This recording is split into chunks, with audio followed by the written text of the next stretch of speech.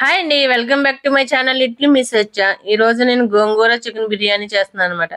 దానికి ముందుగా చికెన్ శుభ్రం చేసుకుంటే దాంట్లో ఓ స్పూన్ కారం, ఒక స్పూన్ సాల్ట్, ఓ స్పూన్ ధనియాలు పొడి, ఓ స్పూన్ జీలకర్ర పొడి, గరం మసాలా పొడి, ఓ స్పూన్ అల్లం వెల్లుల్లి పేస్ట్, కొద్దిగా కొత్తిమీర, అందులో 2 స్పూన్లేమో పెరుగు, ఒక చెక్క నిమ్మరసం కూడా పిండుకుని ఇదంతా మొత్తం కలిపేసి మనం దీన్ని ఒక అరగంట పాటు పక్కన పెట్టేసుకోవాలి. అరగంట పాటు పక్కన పెట్టుకుంటే మనకి చికెన్ బాగా మెత్తగా ఉడుకుతుంది, బాగుంటుంది, టేస్ట్ కూడా చాలా బాగా వస్తుంది అన్నమాట.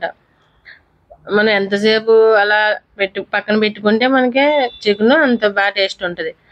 ప్యాన్ పెట్టుకుని మనం గోంగూర అంతా శుభ్రం చేసుకుని కొద్దిగా ఆయిల్ వేసుకుని ఈ గోంగూరని వేసుకుని దీంట్లో ఒక 5-6 పచ్చిమిరకాయలు కూడా ముక్కలు చేసుకుని వేసుకుని ఈ మొత్తం గోంగూర పచ్చిమిరకాయలని మగ్గనిచ్చి మూతపెట్టి కాసేపు మూత పెట్టేస్తే మన గోంగూర అంతా మెత్తగా మగ్గిపోతుంది అనమాట. దీన్ని మనం దించేసుకుంటే కొద్దిగా చల్లారిన తర్వాత మిక్సీ పెట్టేసుకోవాలి.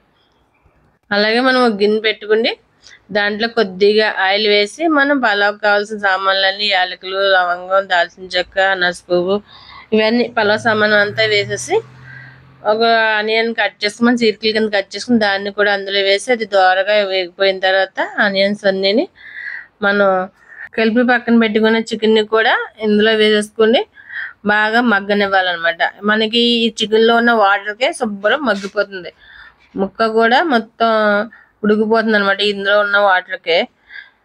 దాన్ని కాసేపు మూత పెట్టేసి అలా సిమ్లో పెట్టి జాయిగా స్లోగా మగ్గనివ్వాలన్నమాట. మన హైలో పెట్టేస్తే ముక్క నీళ్ళంతా ఇంగిపోతుంది తప్ప లోపల ఉన్న ముక్క బాగా ఉడకదు. అందుకే కొద్దిగా సిమ్లో పెట్టి మూత పెట్టి కాసేపు మగ్గనెత్తే లోపలకు కూడా మనకి వాటర్ అంతా బయటకు వచ్చి మొత్తం వాటర్తోనే మగ్గిపోతుంది అనమాట. మూత పెట్టేసి కాసేపు సిమ్లో ఉంచేయాలి. మనం అలా కలుపుతూ ఉంటాం. మనం మూత తీసి ఈ చికెన్లో వాటర్ అంతా మగ్గిపోతుంది. తర్వాత మనం పేస్ట్ చేసి పెట్టుకున్న గోంగూరని పేస్ట్ని కూడా తీసుకొచ్చి చికెన్లో వేసేసి మొత్తం చికెన్కి అంతా పెట్టేంత వరకు గోంగూర అంతా మనం కలపాలి. చికెన్ని గోంగూర చికెన్ మొత్తం కలిసిపోయి అంతవరకు కలుపుతూ ఉండాలి. కలిపితే మనం కాసేపు అలా ఉంచేస్తే ఈ గోంగూర ఈ చికెన్కి అంతా బాగా పడుతుంది అనమాట. బాగా పెట్టి ముక్కకి కూడా మనకి ఈ గోంగూర ఫ్లేవర్ బాగా తగులుతుంది, బాగా పడుతుంది అనమాట గోంగూర ఫ్లేవర్. దీన్ని మూత పెట్టి పక్క స్టవ్ మీదకి స్విచ్ చేసుకుని మనం గిన్నెతో వాటర్ పెట్టుకుని పలావ్ సామాను అంతా మళ్ళీ వాటర్లో కూడా వేసుకోవాలన్నమాట. మనం రైస్లోకి వేసుకుంటే ఆ ఫ్లేవర్ రైస్కి పడుతుంది. ఈ పలావ్ సామాను అంతా వేసుకుంటే కొద్దిగా సాల్ట్ వేసి దాంట్లో మనం కాసేపు నీళ్ళు మరిగిన తర్వాత బియ్యం తీసుకొచ్చి ఇందులో వేసేస్తే మనకి రైస్ మనకి 80% ఉడికితే సరిపోతుంది అనమాట. ఎందుకంటే దమ్ చేస్తాం కదా, అందుకు రైస్ అంతా వేసేసుకోండి. రైస్ ఉడికిపోయింది, నేను చూస్తున్నాను 80% ఉడికిపోయింది. ఇంకా దీన్ని తీసి పక్కన పడేసుకోండి. మనం ముందుగా రెడీ చేసుకున్న గోంగూర చికెన్ ఉంది కదా, దాన్ని స్టవ్ మీద పెట్టేసి ఈ రైస్ని మనం జల్లెడతో నీళ్ళంతా వడకట్టేసి ఈ గోంగూర పైన చికెన్ రైస్ ఉంది కదా అది తీసుకొచ్చి దీనిపైన సమంగా మొత్తం అంతా కట్ చేసుకోవాలన్నమాట ఈ రైస్ని అంతా. తర్వాత కొద్దిగా పైన కొత్తిమీర వేసి కొత్తిమీర మొత్తం పైన అంతా కొత్తిమీర చేయాలి. పుదీనా కూడా ఉంటే పుదీనా కూడా వేసుకోవచ్చు, నా దగ్గర పుదీనా లేదు. అలాగే నెయ్యి కూడా వేసుకుని కొద్దిగా ఒక 2 స్పూన్స్ అన్న వేసుకోవచ్చు, మన ఇష్టం, మనకి ఎంత కలితే అంత. కొద్దిగా నెయ్యి వేసుకుని మూత పెట్టేసి దీనిపైన బొరువు ఏదన్నా పెట్టాలి. నేనైతే గిన్నెలో వాటర్ పోసి దాన్ని పెట్టాను అనమాట.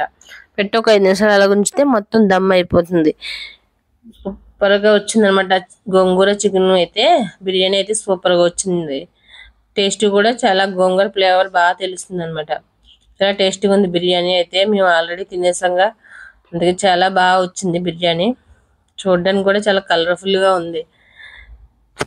మనకి సండే వచ్చిందంటేనే కొంచెం పని ఎక్కువగా ఉంటుంది కదా, కానీ కొంచెం కష్టపడి చేస్తే పిల్లలకు కూడా వెరైటీ చేసి పెట్టినట్టుంటుంది. డైలీ ఒకటే రొటీన్గా కాకుండా వెరైటీగా మనం బయటకు వెళ్ళి తినవలసిన పని లేక మనం ఇంట్లో చేసి పెడితే వాళ్ళు ఇష్టంగా తింటారు. Thank you for watching. Like చేయండి, షేర్ చేయండి, సబ్స్క్రైబ్ చేయండి.